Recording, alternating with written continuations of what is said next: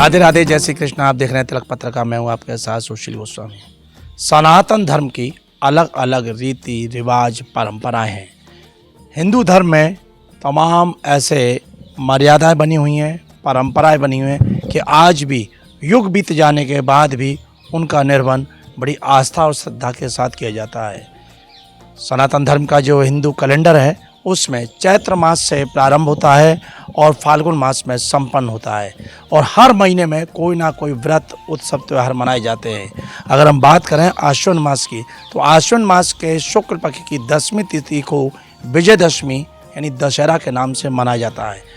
इस सीजन में जो नवरात्रि होती हैं, शारदीय नवरात्रि, इनमें रामलीलाएँ होती हैं। भगवान श्री राम के जीवन चरित्र का बड़े ही आस्था के साथ देश ही नहीं विदेशों में भी मंचन किया जाता है और विजयदशमी को जहाँ समूचे देश में रावण का पुतला दहन किया जाता है। मान्यता यह है कि विजयदशमी के दिन भगवान श्री राम ने लंका पर विजय प्राप्त की, लेकिन इसमें भी अलग अलग मत हैं। कुछ मतों में मिलता है कि भगवान ने विजयदशमी के दिन लंका पर चढ़ाई आरंभ की थी और दीपावली से एक दिन पूर्व उन्होंने विजय प्राप्त की और दीपावली के दिन वो पुष्पक विमान में बैठकर लंका लौटे। खैर, ये अलग अलग मत है, लेकिन हर मत के पीछे कहीं ना कहीं कोई उसका महत्व जुड़ा हुआ है। हम बात कर रहे हैं विजयदशमी के दिन रावण के पुतला दहन की, तो जहाँ समूचे देश में अलग अलग तरीके से रामलीला आयोजित कर रावण के बड़े बड़े प्रतीकात्मक पुतले बनाए जाते हैं, उसका दहन किया जाता है। लेकिन 3 लोक से न्यारी मथुरा नगरी में रावण दहन तो होता ही है, लेकिन यहाँ लंकेश दशानन रावण की पूजा भी होती है।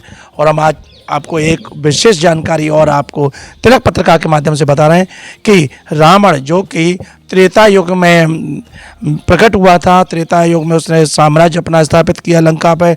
भगवान श्री राम के साथ उसका युद्ध हुआ और भगवान श्री राम के द्वारा ही उसको मोक्ष प्रदान किया गया था। तो उस त्रेता युग के अगर हम बात करें तो आज से लगभग 1,29,600 वर्ष पूर्व रावण त्रेता युग में प्रकट हुआ था। लेकिन इतने वर्ष बीत जाने के बाद भी रावण की आज मथुरा में पूजा होती है और इतिहास और ग्रंथों में जो उल्लेख मिलता है उसके अनुसार रावण का मथुरा से नाता है। आप रावण का मथुरा से कनेक्शन सुनकर चौंक गए होंगे। जी हाँ, रावण का एक भाई था कुंभकर्ण और उससे छोटी थी उसकी बहन कुंभिनी।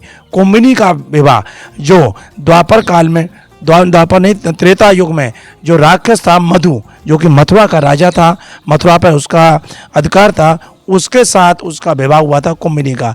तो इस लिहाज से रावण के जो बहन मथुरा आई तो रावण का मथुरा से स्वतः ही संबंध जुड़ गया। और मधु का पुत्र था लवणासुर। उस लवणासुर का वध करने के लिए भगवान श्री राम ने अपने सबसे छोटे भाई शत्रुघ्न को मथुरा भेजा और उन्होंने लवणासुर के वध से पूर्व ही उन्हें मथुरा का राजा घोषित कर दिया। शत्रुघ्न जी मथुरा आए, उन्होंने लवणासुर का वध किया और फिर मथुरा पर साम्राज्य किया। तो ये त्रेता युग के उस समय का ये इतिहास है जो तमाम ग्रंथों में इसका वर्णन मिलता है। अब हम बात कर रहे हैं मथुरा में लंकेश की पूजा की। जी हाँ, रावण जो विश्वेश्वर ऋषि का पुत्र था और केकसी उसकी माता थी। केकसी माता राक्षस कुल से थी और उसके पिता सारस्वत गोत्र के ब्राह्मण थे। बड़े ही प्रकांड पंडित हुए, ब्राह्मण हुए और उसी का फल था कि उनकी संतान यानी रावण एक बहुत ही बड़े मेधावी पंडित थे, जिनको भगवान श्री राम ने जब यज्ञ किया और रामेश्वरम पुण्य की स्थापना की तो उस समय उन्होंने पौरोहित का कार्य रावण को ही प्रदान दिया। तो इस बात की पुष्टि करता है कि रावण प्रकांड पंडित था।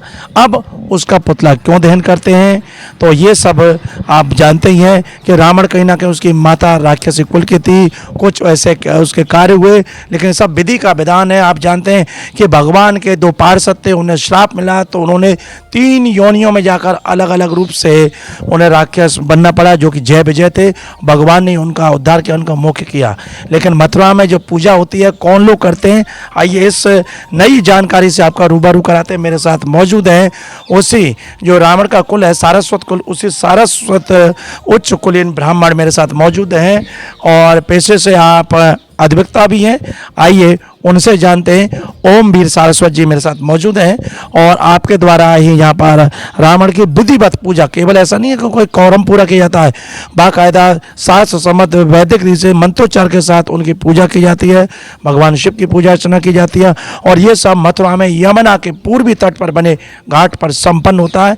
आप तस्वीरों के माध्यम से देख रहे हैं किस तरह से पूरे रावण को उसका श्रृंगार धारण कराया जाता है, एक सारस्वत कुल के ही ब्राह्मण को, और उसकी फिर विधिवत पूजा की जाती है।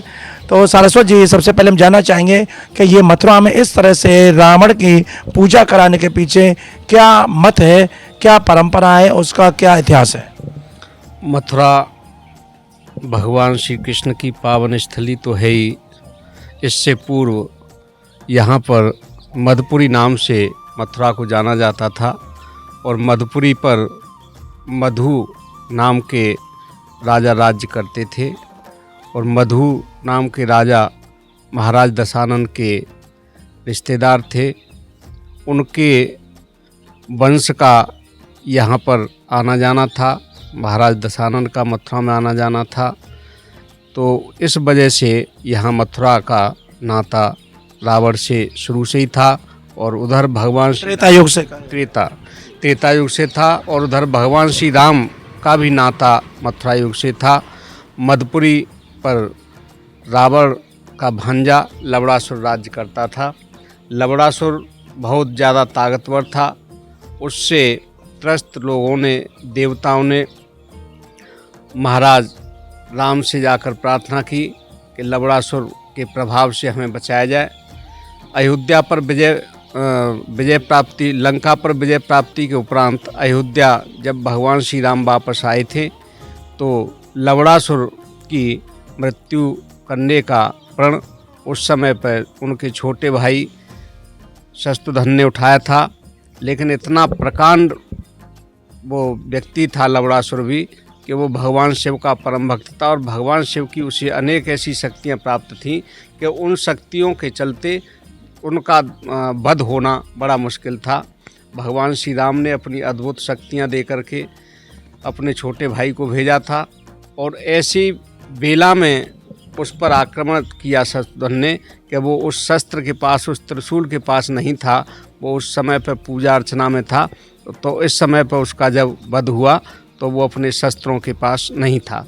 तो रावण और मथुरा का पहले से नाता रहा है और अयोध्या के भगवान श्री राम और मथुरा का पहले से नाता रहा है। अच्छा जी, ये पूजा करते हैं आप लोग, क्योंकि रावण की पूजा का कहीं उल्लेख नहीं मिलता है कि पूजा होती है। हर जगह पर उसको कहते हैं कि असत्य पर सत्य की विजय हुई है, अधर्म पर धर्म की तो अधर्मी के रूप में देखते हैं, लेकिन यहाँ आप उसको मंदिर में लाकर विधि विधान से पूजा करते हैं।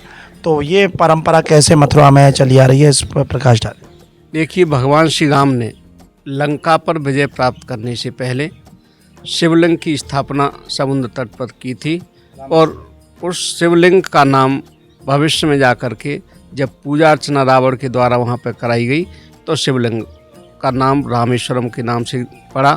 लेकिन उससे पहले जब वो शिवलिंग की स्थापना करना चाह रहे थे तो उन्होंने जो प्रकांड विद्वान जो अपने प्रभुत्व से, अपनी शक्तियों से भगवान भोलेनाथ को प्रसन्न कर सके, ऐसे व्यक्ति की तलाश की। तो भगवान श्री राम को केवल रावण ही ऐसा विद्वान व्यक्ति दिखाई दिया कि वही इस स्थापना को करा सकता है और वही लंका पर विजय प्राप्ति के लिए हमें सक्षम शक्ति दे सकता है।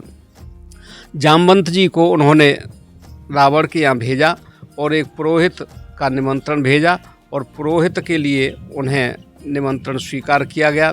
जब जामवंत जी वहाँ पहुँचे तो उन्होंने खड़े होकर के उनका बड़ा अच्छे सम्मान के साथ स्वागत किया दशानन ने, क्योंकि उनके काका जो विशेषरवा जी थे, जामवंत जी के जो पिताजी थे, उनके उसमें लगते थे, समकक्ष थे। तो इसलिए उन्हें अपने काका के रूप में देखा और खड़े होकर के उनका सम्मान किया अपनी सभा में और बराबर में बिठाया। और जो उनको निमंत्रण दिया गया उस निमंत्रण को मुस्करा करके स्वीकार किया और कहा कि मैं इसमें ज़रूर आऊँगा। राम कुछ हमसे चाहते हैं तो हमें जो हो सकता है वो प्रदान करेंगे। इसके उपरांत वो माता जानकी को साथ लेकर के गए और माता जानकी को साथ ले जा करके उन्होंने भगवान श्री राम की जो इच्छा थी उनके अनुरूप भगवान भोलेनाथ की स्थापना की, पूरा मंत्रोच्चारण किया और मंत्रोच्चारण की जो विधि थी उनकी, उस विधि से भगवान भोलेनाथ प्रसन्न हुए और प्रसन्न होकर के उन्होंने उन्हें वो आशीर्वाद दिया जो रावण को कभी देना नहीं चाहिए था। रावण इतना ज्ञानी था कि उसे पता है कि ये मेरे ऊपर विजय प्राप्त करने के लिए ऐसा यज्ञ कर रहे हैं, पूजन कर रहे हैं। तो रावण ने उस दान स्वरूप में अपना जीवन न्यौछावर कर दिया, पूरी लंका पर विजय प्राप्ति का आशीर्वाद दिया और भोलेनाथ प्रसन्न हुए कि भाई मेरा इतने बड़ा भक्त और इस दुनिया में कोई नहीं हो सकता। वहीं भगवान श्री राम ने उसी समय पर कहा है, शिव द्रोही मम दास कहावा, सो नर मोय सपनेऊ नहीं भावा। भगवान शिव और भगवान श्री राम एक दूसरे के बहुत ज़्यादा प्रिय हैं। तो भगवान शिव का जो प्रिय भक्त था वो दशानन था और दशानन से उन्होंने इसीलिए पूजा कराई कि भगवान शिव को यही प्रसन्न कर सकता है। तो इसीलिए दशानन से जब पूजा कराई तो दशानन का उन्होंने सम्मान बढ़ाया भगवान श्री राम ने। तो ऐसे में अब जो हमारी समाज कुछ वर्षों से हम देख रहे हैं, हमारे जीवन काल से पहले ये प्रथा चली आ रही है, उस प्रथा में हम ये देख रहे हैं कि लोग रावण का पुतला दहन करते हैं और सिर्फ एक ही अगले दिन वक्तव्य होता है, बुराई पर अच्छाई की जीत। लेकिन हमने देखा है कि प्रतिवर्ष कितनी बुराइयां ऐसी उसमें हो गई जो प्रतिवर्ष पुनः प्रकट हो जाती हैं। रावण का अंत हो गया और अंत होने के बाद में जो उनके मार्गदर्शन थे, जो उनकी अच्छाइयां थी, वो कुछ लोगों ने धारण की लेकिन कुछ लोगों ने धारण नहीं की। मेरा मानना है इस विषय में कि दशानन जैसा प्रकांड विद्वान व्यक्ति इस दुनिया में कोई न पहले था, न है और न हो सकता। तो ऐसे व्यक्ति का पुतला दहन नहीं होना चाहिए। अब ये तो पुतला दहन की परंपरा की बताई और आपने बताया कि आपके सारस्वत कुल में, गोत्र में और इसी तरह से मथुरा में पूर्व से भी पूजा करते आ रहे हैं। लेकिन एक बात भी है, चर्चा में भी है कि इस पर कोई न्यायालय में भी शरण में गए पुतला दहन पर रोक लगाने के लिए, वो भी आपके द्वारा ऐसा कुछ प्रकरण है? करीब 20 वर्ष पहले हमने सिविल जज मथुरा के यहाँ पर एक वाद दायर किया था जिसमें 5 मथुरा के स्थान चुने थे। उन रामलीला सभाओं को पार्टी बनाया था और उसमें उन्हें मांग की गई थी कि इन रामलीला सभाओं के द्वारा जो पुतला दहन हो रहा है उस पुतला दहन पर रोक लगाई जाए। हमारे द्वारा जो मांग की गई थी उसको सिविल जज के द्वारा सुना गया और सिविल जज ने अपना उस पर वक्तव्य जारी किया कि ये मेरे द्वारा निस्तारित नहीं की जा सकती क्योंकि ये बड़ा गंभीर मसला है, अधिकार क्षेत्र में देश का जुड़ा हुआ मसला है, इसलिए मैं इसको रोक नहीं लगा सकता। हमने उसके विरुद्ध जिला जज उस समय पर थे मित्तल साहब, उनके समक्ष अपील की तो जिला जज साहब के द्वारा बड़ा विस्तृत निर्णय जारी किया गया हमारी अपील पर और लंबा निर्णय जारी करने के बाद उनके द्वारा बार बार ये कहा गया कि रावण जैसा प्रकांड विद्वान न हो सकता है, न था, और उस व्यक्ति का पुतला दहन जिस तरह से समाज के लोग कर रहे हैं वो राष्ट्रीय मसला है और राष्ट्रीय मसले को एक जिले स्तर पर बंद नहीं किया जा सकता। अगर इस पर कोई रोक लग सकती है तो वो सर्वोच्च स्तर पर, सर्वोच्च न्यायालय स्तर पर, राष्ट्रीय स्तर पर लग सकती है, हमारे क्षेत्राधिकार से परे है। तो ये इस तरह का जो प्रकरण है, मैं समझता हूँ आज तक किसी भी व्यक्ति को इसका लाभ प्राप्त नहीं हुआ है पुतला दहन का और न भविष्य में भी किसी को लाभ प्राप्त हो सकता है। ये एक हमारी समझ में सिर्फ कुरीति है और इस कुरीति को तत्काल प्रभाव से बंद करना चाहिए। मेरा और भी मानना है किसी भी प्रकांड विद्वान ब्राह्मण का जो अपने मस्तक पर त्रिपुंड धारण कर रहा हो, जो कंठ पर गलेऊ जनेऊ धारण कर रहा हो, वो यज्ञोपवीत करने वाले व्यक्ति का ये सब श्रृंगार करने के उपरांत अगर आप दहन कर रहे हैं तो आप ब्रह्म हत्या के दोषी हैं। ब्रह्म हत्या और गौ हत्या का पाप जो उन लोगों को लगता है वो कई जन्मों तक उनका साथ नहीं छोड़ता है और वो दोष ऐसा होता है कि उससे कई पीढ़ियां बर्बाद हो जाती हैं, लोगों के भविष्य बर्बाद हो जाते हैं, उनका भविष्य अंधकार में हो जाता है। ये एक ऐसा पाप है। ये मैं अपनी ओर से नहीं कह रहा हूँ, शास्त्रों में आया कि ब्रह्म हत्या का क्या दोष होता है, गौ हत्या का क्या दोष होता है, जघन्य पाप है। ये जघन्य पाप की श्रेणी में आता है। इस तरह का कृत्य किसी को नहीं करना चाहिए। राम और रावण का युद्ध हो, मंचन हो, उस पर उनकी खूबियों का प्रदर्शन हो। आपने देखा होगा जब माता सीता को वो वहाँ से लेकर के गए पंचवटी से, तो अपने डायरेक्ट महल में सीधे लेके नहीं गए और महल में न ले जा करके उन्होंने उन्हें अशोक वाटिका में अपने महल से अलग एक सुंदर कुटी में स्थान दिया उपवन में, और वहाँ जो उनके परिवार की ही महिला थी, उनके परिवार की पुत्रियाँ थीं, उनकी सेना थी, महिला जो थी, महिला सुरक्षा कर्मियों को उन्होंने उनकी सुरक्षा के लिए लगाया, जिससे ये साबित होता था कि उस समय पर भी भगवान राम के आदर्शों से पहले रावण में बहुत ज़्यादा अच्छे आदर्श थे। अगर वो उन्हें कोई गलत नीयत से लेके जाते तो अपने सीधे घर में लेके जाते और वहाँ अपने महल में ले जाते और वहाँ पुरुषों को उनकी सुरक्षा में लगाते, महिलाओं को नहीं लगाते। तो उस समय की जो सोच थी, ऐसी जो अच्छाई थी, ऐसे जो विचार थे, उन्हें लोगों के बीच में जाना चाहिए, उनसे हमें अच्छे गुण सीखने चाहिए। हमें तपबल के आधार पर अपनी शक्ति अर्जित करनी चाहिए। अगर तपबल नहीं रावण के पास होता तो इतनी शक्तियाँ नहीं होती। उन्होंने 3 लोगों की विजय प्राप्त की, इंद्र जैसे देवताओं को और सब देवताओं को युद्ध में जीता। तो ऐसे प्रकार व्यक्ति का अपना कुछ लाभ समझने के लिए, अपना कुछ उद्देश्य हल करने के लिए जो लोग विसंगतियाँ बस, कुरीति बस पुतला दहन कर रहे हैं, वो बिल्कुल निंदनीय है और तुरंत बंद होना चाहिए। तो प्रतिवर्ष आपके द्वारा ये जो परंपरा आपके कुल की चली आ रही है, ये अनवरत रहेगी रावण पूजा की? देखिए, भगवान शिव को प्रसन्न करने के लिए हमारे द्वारा नहीं, हर व्यक्ति के द्वारा शिव तांडव स्तोत्र से उपासना की जाती है। हम भी शिव तांडव स्तोत्र से भगवान शिव की उपासना करते हैं। और वो शिव तांडव स्तोत्र वही है जो दशानन के द्वारा अपने मुख से उस समय पर बनाया गया है, उस समय पर बोला गया है, उस समय प्रकट हुआ है जब उन्होंने कैलाश पर्वत को धारण कर लिया और भोलेनाथ को लगा कि ये तो उद्दंडता कर रहा है, तो उन्होंने हल्का सा बल दे करके उनके हाथ को दबा दिया। तो जब हाथ को रावण के को दबाया है तो भगवान भोलेनाथ को प्रसन्न करने के लिए रावण ने शिव तांडव स्तोत्र का पाठ किया है और शिव तांडव की रचना की है। शिव तांडव को सुन करके भोलेनाथ बहुत प्रसन्न हुए और उन्हें आशीर्वाद दिया है। वो पर्वत जो भारी था, वो पर्वत हट गया है हाथ से और भगवान शिव बिल्कुल प्रसन्न हुए हैं। भगवान शिव का ये शिव तांडव स्तोत्र जो लोग करते हैं, उन पर कभी धन की कमी नहीं रहती, वैभव की कमी नहीं रहती, उनके घर में कभी कोई अशांति नहीं होती। तो ऐसी जो चीज़ें हैं उनके द्वारा बनाई गई हैं, उन चीज़ों का हम लोग पूजन करते हैं। भगवान शिव की उन मंत्रों के माध्यम से पूजा अर्चना करते हैं। जहाँ तक अगर आप रुद्री का पाठ करेंगे, भगवान शिव का जब हम अभिषेक करते हैं तो रावण द्वारा रचित जो रुद्रियाँ हैं उनमें भी रावण के नाम आते हैं।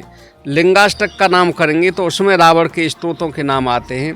रुद्री में रावण को सारस्वत की उपाधि के रूप में ही उसके कई वर्णन ऐसे आते हैं जिससे भगवान भोलेनाथ प्रसन्न होते हैं, उन मंत्रों का उच्चारण करते हैं। तो ऐसे प्रकार व्यक्ति का हम हर वर्ष क्या रोज़ाना पूजा अर्चना करते हैं और रोज़ाना यही उपासना करते हैं कि भगवान भोलेनाथ सब पे कृपा बरसाएं, पूरे संसार को सुखी रखें। लेकिन जो लोग जिस तरह से एक कुप्रथा डाल रहे हैं, एक प्रकांड विद्वान व्यक्ति की, एक प्रकांड ब्रह्मांड की हत्या करते हैं, ये हत्या नहीं होनी चाहिए। देखो, एक हमारा हिंदू शास्त्र है, जिस हिंदू शास्त्र के आधार पर हमारी दुनिया चल रही है, उस हिंदू शास्त्र में ये है, कोई भी व्यक्ति केवल जीवन में एक बार मरता है। उस जीवन में मरने के बाद उसका एक बार ही अंतिम संस्कार होता है। दुर्भाग्यवश अगर उसका कहीं शव नहीं मिला, ऐसी कोई परिस्थिति आई तो उस क्रिया से लोग दुर्भाग्यवश रह जाते हैं। लेकिन अगर किसी व्यक्ति का एक बार अंतिम संस्कार किया है तो उसका दोबारा अंतिम संस्कार नहीं होता। ये बहुत बड़ी कुप्रथा है। प्रतिवर्ष उसका पुतला दहन करेंगे, क्यों करते हैं? उसका लाभ आज तक किसी ने कोई नहीं बताया। पुतला दहन नहीं होना चाहिए। प्रकांड विद्वान है, उनका युद्ध होना चाहिए, युद्ध में जीतेगा, उसमें उनकी विजय की जय जयकार होनी चाहिए प्रभु राम की। तो प्रभु राम के आचार्य को अगर हम लोग जला रहे हैं, प्रभु राम के आचार्य का अगर हम लोग अपमान कर रहे हैं, तो हम भगवान श्री राम का अपमान कर रहे हैं। एक पुरोहित, जो पुरोहित होता है, यजमान उसके पैरों को छूता है, उनसे आशीर्वाद लेता है, भले ही जो उनका यजमान है कितना भी ताकतवर हो, अगर कोई पुरोहित किसी को बनाया है तो उसके चरणों में नतमस्तक होगा और उनसे आशीर्वाद लेगा। जब भगवान श्री राम ने रावण से आशीर्वाद ले लिया तो ये हमारी समाज किस रास्ते पर जा रही है? ये तो बिल्कुल सरासर अंधेर गिरदी है। उनके नियम कायदा कानून नहीं मान रहे, मर्यादा नहीं मान रहे, भगवान राम की जैसी मर्यादाओं का हम लोग उल्लंघन कर रहे हैं। ये हमारी समाज की एक कुप्रथा है, ये दूर होनी चाहिए। हम लोगों ने बीड़ा उठाया है, भगवान भोलेनाथ हो सकता है हमें सफल करें, आज नहीं तो कल ये कुप्रथा तो निश्चित रूप से दूर होगी। और भोलेनाथ की हम 100% कह रहे हैं, भोलेनाथ की ऐसी कृपा बरसेगी कि ये कुप्रथा निश्चित रूप से आज नहीं तो कल आने वाले भविष्य में बंद होगी। अच्छा, क्या आप रावण का कोई मंदिर का भी निर्माण करने की योजना है? अयोध्या में बड़े लंबे समय के इंतज़ार के बाद भगवान श्री राम का भव्य दरबार सजा। वहाँ उस दरबार में भगवान श्री राम के में हमने माननीय प्रधानमंत्री को पत्र लिखा, मुख्यमंत्री को पत्र लिखा कि वहाँ एक रावण की भव्य प्रतिमा लगे। उस रावण की भव्य प्रतिमा का स्वरूप भी ऐसा हो जैसे भगवान श्री राम की प्रतिमा का है, लेकिन हमारी बात वहाँ नहीं सुनी गई। हम सनातन धर्म प्रेमी हैं, तो हमारी मंशा थी कि भगवान राम के आचार्य का हम मथुरा में मंदिर बनाएं, क्योंकि मथुरा भी उनकी पहले यहाँ पे सत्ता रही है। राम और रावण दोनों का यहाँ आवागमन रहा है। तो यमुना तट पर नागनाथ की बगीची है, जो बड़े प्राचीन समय से वहाँ एक शिवलिंग विराजमान है, और उस शिवलिंग पर मैं समझता हूँ नित्य नए नए लोग आते हैं, पूजा अर्चना करते हैं। वो सिद्ध स्थल है। नागनाथ मंदिर की बगीची में इस वर्ष भगवान भोलेनाथ की कृपा से महाराज दशानन का मंदिर बना है। यहाँ भव्य प्रतिमा है। उस दशानन के मंदिर में माता जानकी, प्रभु राम जी, छोटे भाई लक्ष्मण जी, हनुमान जी और जामवंत जी विराजमान हैं, और बीच में मध्य में बाबा भोलेनाथ विराजमान हैं। पुरोहित के रूप में महाराज दशानन वहाँ पर पूजा करा रहे हैं। जो रामेश्वरम का दृश्य था, वहाँ समुद्र तट था और यहाँ यमुना मैया का तट है। वहाँ पतित पावनी यमुना मैया के तट पर ये बड़ा दिव्य और भव्य मंदिर है, जहाँ रोज़ाना लोग बड़ी तादाद में अपना पूजन अर्चन, गोपनीय तंत्र मंत्र की पूजा अर्चना याचना करने आते हैं। मथुरा में प्रभु कृपा से, प्रभु राम जी की कृपा से, भोलेनाथ की कृपा से मंदिर बना है। ये विश्व का पहला ऐसा मंदिर है जहाँ भगवान श्री राम और माता जानकी को उनके पुरोहित पूजा करा रहे हैं भोलेनाथ की। ये बड़ी कृपा हुई है भोलेनाथ की और प्रभु राम जी की कि ये मंदिर मथुरा में बन पाया है। तो ये अद्भुत चीज़ आज तिलक पत्रिका के माध्यम से हमने आपको दिखाई कि मथुरा जिसको 3 लोक से न्यारी कहा जाता है, ऐसे ही इसको 3 लोक से न्यारी नहीं कहते। यहाँ बिल्कुल एक अनोखी चीज़ आज हमने आपको दिखाई है कि इस तरह से यहाँ विजयदशमी के दिन जहाँ लोग रावण का पुतला दहन करते हैं, वहीं मथुरा के ब्रजवासी सारस्वत कुलीन ब्राह्मण बड़े आस्था के साथ रावण की पूजा करते हैं विधि विधान से, और वो ये संकल्प भी लेते हैं कि एक दिन हम इस कुप्रथा को दूर करेंगे। यदि आपको रावण का ये मंदिर का दर्शन करने हैं तो मथुरा आइए, और मथुरा में यमुना के तट पर जो पुल है, प्राचीन पुल, उस पुल के बराबर में नागनाथ घाट पर ये रावण का एक छोटा सा मंदिर भी है। तिलक पत्रिका के लिए अपने साथी कैमरा पर्सन रिंकू वर्मा के साथ मथुरा से मैं सुशील गोस्वामी।